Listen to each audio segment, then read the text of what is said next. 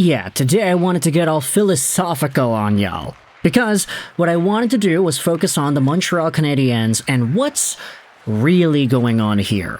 What is the real problem with the Habs in 2024-2025? Is there even a problem? Is this a big deal? I will say, part of the reason we are making this video is because I feel like there's been a sense of panic with the Canadiens fan base the past few weeks that has built up after an offseason that I think most Canadiens fans would say was a good one. They drafted Ivan Demidov, they got Patrik Laine, they re-signed some guys, they did some very good things to build for their future.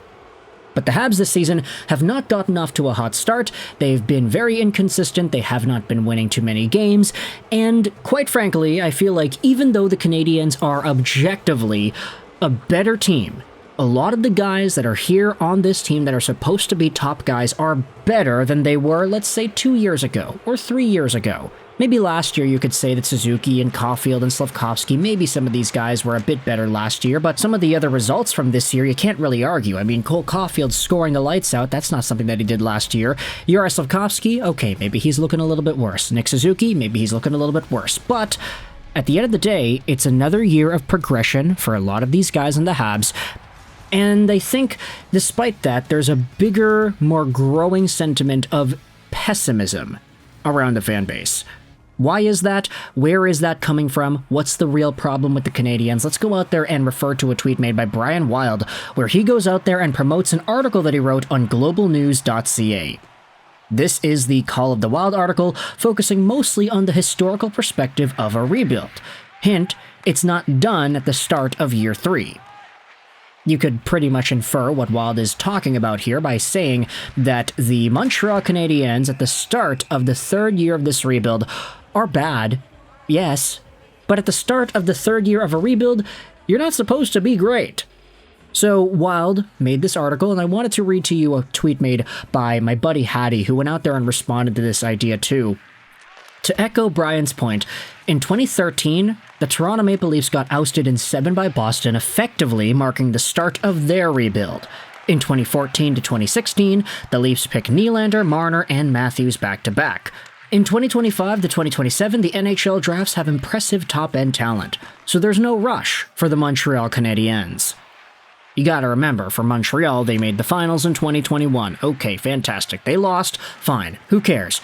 2022, they go out there and use their first-round pick to select Juraj Slafkovsky. First overall guy, start of the rebuild, great. In 2023, the Montreal Canadiens use their 5th overall pick to select Reinbacher. Okay, maybe not the ideal pick, but he was still there. 2024, Ivan Demidov.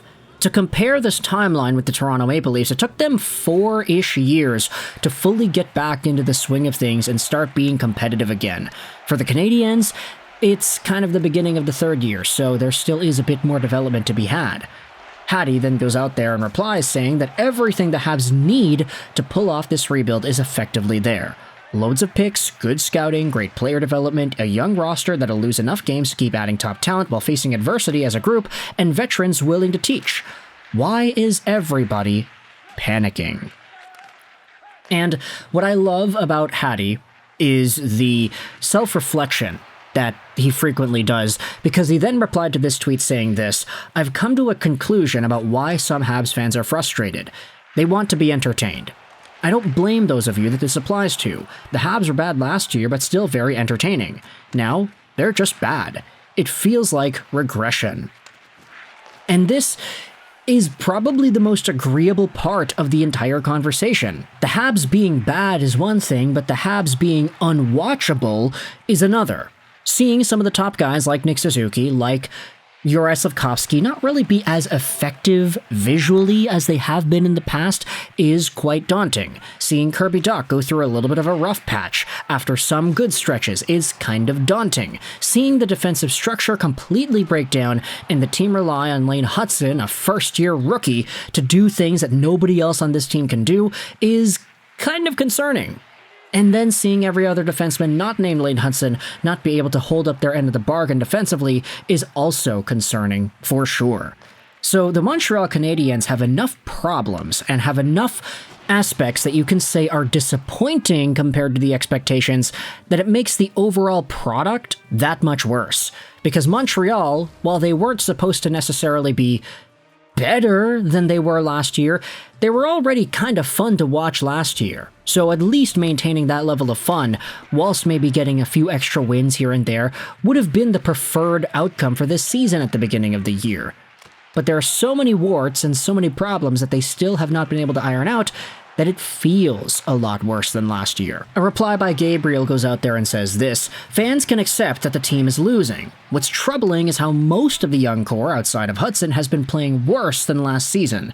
Yes, Caulfield scored goals, but his defensive play has been abysmal like the rest of the top six. Kirby Dach, Newhook, Suzuki, guys have not necessarily been great, even though they were supposed to take a step forward." Because I think traditionally people look at younger guys in the NHL and they say, yeah, oh, he's 24 years old. He's going to be better next year. He's going to be even more crazy next year. He's going to get more points next year. Usually we think about progression as a linear thing, but that's not really the case when talking about professional hockey athletes at the highest level. Sure, I'd say the majority of hockey players go through some sort of a rough linear development where they slowly get better year by year. Maybe sometimes they'll have a down year and then they'll explode even further afterwards. But it's just kind of unfortunate for Montreal that the down year seems to be affecting multiple guys in the top six at the same time, which makes it feel like there is some stagnation and some backwards progression here. Even though rebuilds take time, and I don't think anybody was really considering Montreal to be a playoff lock in 2025 anyway, even though cooler heads prevailing will say with a rational mind, hey, they're not supposed to be great, them losing games is actually good because they up their chances at getting the first overall pick again. And by the time 2025, 2026 rolls around, hopefully you get past those slower developments and you're able to get better. So I want you to let me know your thoughts in the comment section below. Firstly, what do you think about this idea? Do you think the real problem with the Canadiens isn't necessarily that they're bad, but that they're boring? That the team isn't presenting much entertainment value on the ice outside of the occasional Cole Caulfield goal and the occasional Lane Hutson whoop-de-doo at the blue line? What are your thoughts on the Canadiens' quality of play in terms of being entertaining or engaging to watch as a fan base, and do you think it's worse than it was last season? Do you think this plays into the Canadiens' fan base at the moment and how it feels a little bit more doom and gloom than it did last season? Let me know your thoughts in the comment section below. How do you feel about Canadiens fans' psyche, psychology, and what are your thoughts on how the team is impacting these factors? Is this really that big of a deal? Because if you think at the end of this video, you watch the entire thing through, if you're thinking to yourself, yeah, this doesn't really matter. Like, the Canadiens are still going to be the Canadiens, whether or not they suck in 24, 25, or if they don't.